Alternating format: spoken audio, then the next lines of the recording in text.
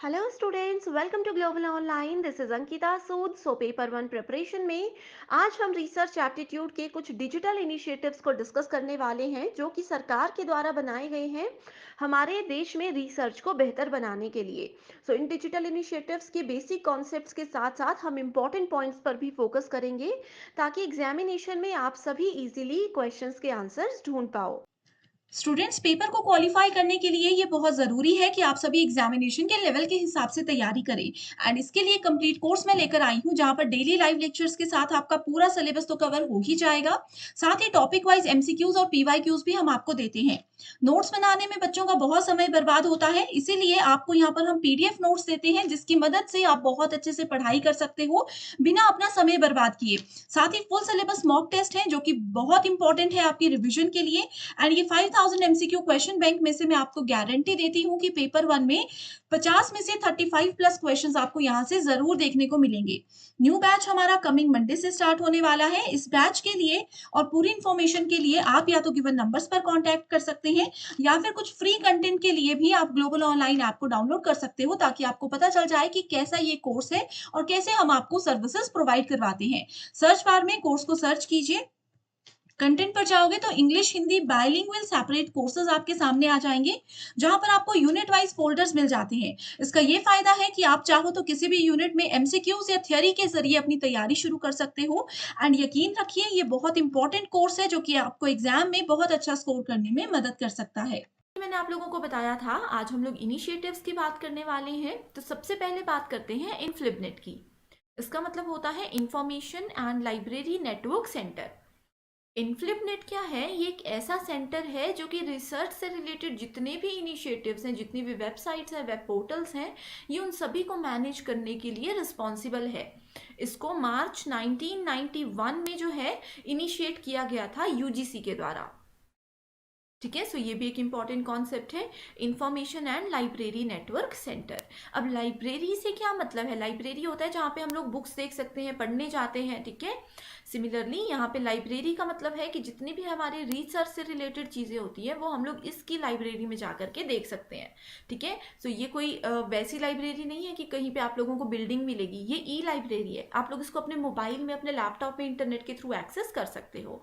ठीक है, इसका हेडक्वार्टर है गुजरात यूनिवर्सिटी कैंपस अहमदाबाद में। इसको जनरली एस्टैब्लिश किया गया था 1996 में, लेकिन यहाँ पे बोला गया है Yashpal committee worked out the details and 1991 में इनफ्लिबनेट को यूजीसी के द्वारा इनिशिएट किया गया था। ठीक है, नेक्स्ट बात करते हैं कुछ ओपन एक्सेस इनिशिएटिव्स की जो कि बहुत इंपॉर्टेंट है।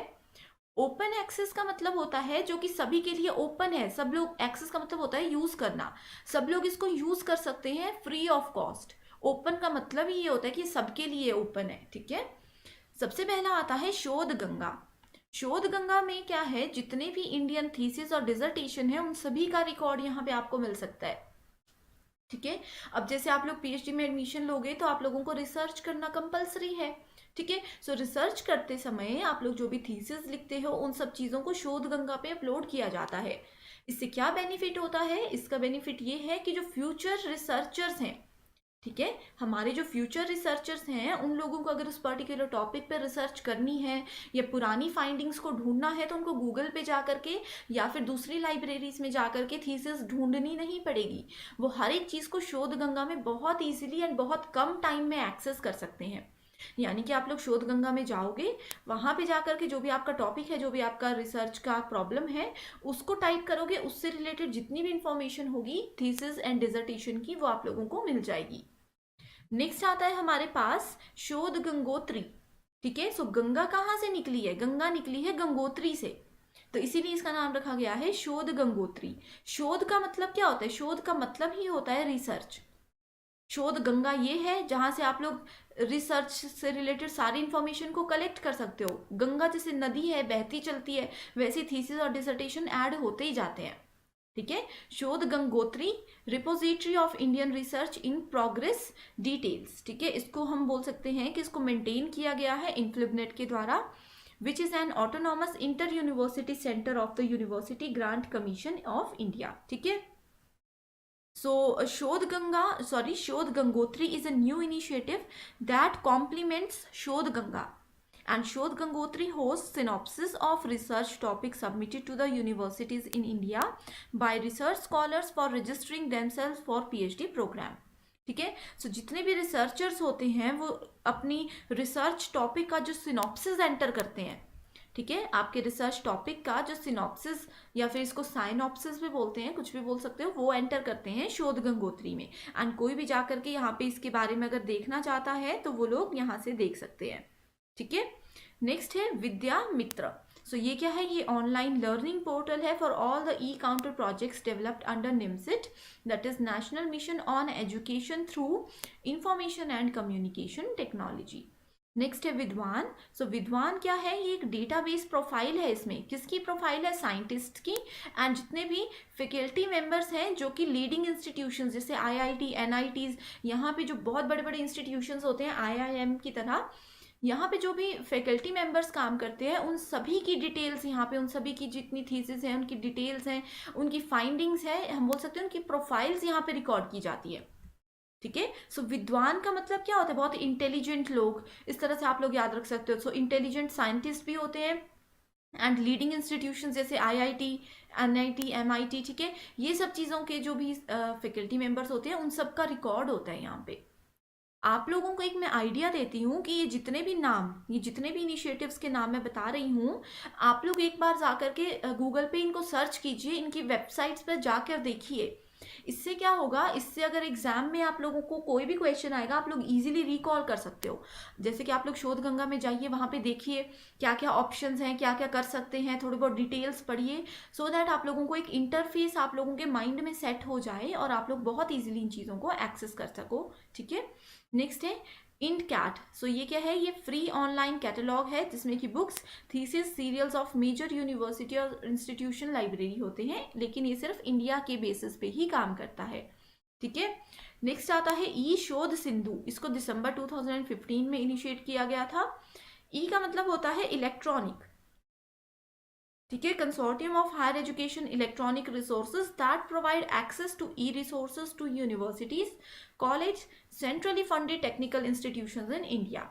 ठीक है, इसको UGC Infonet, that is information network digital library consortium भी बोला जाता है, राइट। इसके साथ ही NLIST, that is national library and information services, INDEST, that is Indian national digital library in engineering sciences and technology, ये सब के नाम भी आप लोगों ने याद रखने हैं। इस इनिशिएटिव को लॉन्च किया गया है by MHRD and executed by INFLIBNET. ठीक है, सो एक और ट्रिक मैं आप लोगों को बताती हूँ कि कई बार क्या होता है, क्वेश्चन आता है एग्जाम में, आप लोगों को ऑप्शंस नहीं पता होते, तो अगर आप लोगों ने बाकी के नाम नहीं सुने होंगे, इनिशिएटिव्स की बात कर रही हूँ सिर्फ, तो जहाँ पे भी इनफ्लिपनेट दिखे आप लोग उसको करेक्ट कर सकते हो। ठीक है, आईसीटी से रिलेटेड अगर इनिशिएटिव्स हैं तो इनफ्लिपनेट पे करेक्ट कर सकते हो, क्योंकि मैक्सिमम जितने भी इनिशिएटिव्स हैं वो इनफ्लिपनेट ही एग्जीक्यूट या हैंडल करता है। ठीक है, एंड वहाँ पे अगर इनफ्लिपनेट नहीं होगा तो आप लोगों ने MHRD को करेक्ट ऑप्शन सेलेक्ट करना है। ठीक है, सो ये एक ट्रिक है, कई बार चल भी जाती है, तो इंपॉर्टेंट है ये। ठीक है, नेक्स्ट है शोध शुद्धि। 1991 में इसको स्टार्ट किया गया था MHRD के द्वारा। It provide access to plagiarism detection software, and ये क्वेश्चन जो है एज इट इज क्वेश्चन जो है एग्जाम में पूछा जाएगा, इस चीज़ की मैं आपको गारंटी देती हूँ। एग्जाम में क्या पूछा जाएगा, एग्जाम में ये पूछा जाएगा कि गवर्नमेंट के द्वारा जो ICT से रिलेटेड इनिशिएटिव लॉन्च किया गया है, ठीक है, जिसमें कि हम लोग प्लेगरिज्म को देख सकते हैं, या फिर ये बोला जाएगा कि जिसमें हम लोग अपनी थीसिस या फिर अपने रिसर्च टॉपिक या फिर अपने डॉक्यूमेंटेशन की डुप्लीकेसी को चेक कर सकते हैं, उस सॉफ्टवेयर का नाम क्या है, तो आप लोगों को सेलेक्ट करना है शोध शुद्धि। ठीक है, शोध का मतलब होता है रिसर्च, शुद्धि किसी चीज को शुद्ध करना। अगर तो उसमें डुप्लीकेसी है, अगर तो डुप्लीकेट डेटा है तो वो शुद्ध नहीं होगा। तो शुद्धि का मतलब ये है कि डुप्लीकेट डेटा वहां पे नहीं होना चाहिए। Plagiarism detection software, PDS, plagiarism का मतलब ये होता है डुप्लीकेसी। ठीक है, अब जैसे कि मान लीजिए कि किसी भी राइटर की एक बुक है, ठीक है, या फिर जैसे मान लेते हैं कि हम लोग जैसे ग्लोबल ऑनलाइन पे आप लोगों को ये PhD चैनल पे जो भी कंटेंट दे रहे हैं, एज इट इज कोई और भी है पर्सन जो कि as it is content provide करा रहा है, हमारा ही कंटेंट वो प्रोवाइड करा रहे हैं। ठीक है, तो वो क्या होगा, वो प्लेगरिज्म होगा। हम उन पे केस भी कर सकते हैं। तो इसीलिए रिसर्च के समय पे कभी भी प्लेगरिज्म नहीं होना चाहिए। आप लोगों की जो थीसिस है वो कैंसिल भी हो सकती हैं, ठीक है। सो प्लेगरिज्म की बात जहाँ पे भी आती है आपने इसको याद रखना है, डुप्लीकेसी। अब जो चीज़ डुप्लीकेट है, जिस चीज़ में मिलावट है, तो वो शुद्ध नहीं हो सकती, ठीक है। तो इस चीज़ को आप लोग यहाँ से याद रख सकते हो, ठीक है। सो ये थे हमारे आज के कुछ मोस्ट इंपॉर्टेंट इनिशिएटिव्स जो कि एग्जाम में ज़रूर पूछे जाते हैं, ठीक है। इसके साथ ही अब नेक्स्ट आता है एनलिस्ट। एनलिस्ट का मतलब है national library and information service infrastructure for scholarly content, ठीक है। ये भी MHRD का इनिशिएटिव है। इसमें आपने यही याद रखना है, subscribers to all major e journals e book across the world. पूरे जितने भी रिसर्चर्स हैं, फैकल्टी है, कॉलेज के स्टूडेंट्स हैं, जिनके भी ई बुक्स हैं, ई जर्नल्स हैं, आप लोग कुछ भी पूरे वर्ल्ड में एक्सेस कर सकते हो एन लिस्ट के थ्रू, ठीक है। नेक्स्ट आता है उच्चतर आविष्कार योजना, जिसको कि UAY के नाम से जाना जाता है। 6 अक्टूबर 2015 में इसको लॉन्च किया गया था। इसका फोकस है, the scheme focuses on viable industry academic collaboration where industry shares a part of the cost research, ठीक है, to have outcome based research finding. इसकी एप्लीकेबिलिटी भी आपको पता होनी चाहिए, लेकिन ये इनिशिएटिव इतना ज़्यादा इंपॉर्टेंट नहीं है।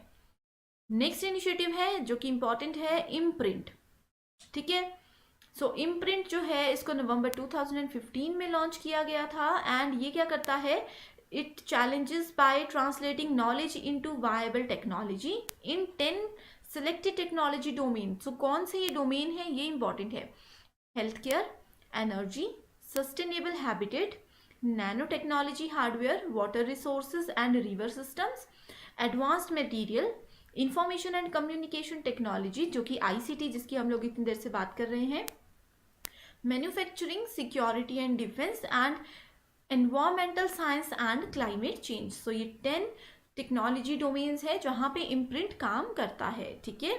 सो आज के लिए सिर्फ इतना ही। आई होप ये कॉन्सेप्ट आप लोगों का बिल्कुल क्लियर है। एंड इसके अलावा अगर कोई पर्टिकुलर टॉपिक पे आप लोग चाहते हो कि हम वीडियो लेकर आएँ जो कि बहुत इंपॉर्टेंट भी हो, तो हम लोग ज़रूर आप लोगों की बात सुनेंगे। आप लोग कमेंट करके हमें बता सकते हो। So thank you so much for watching this video and I wish you all the very best.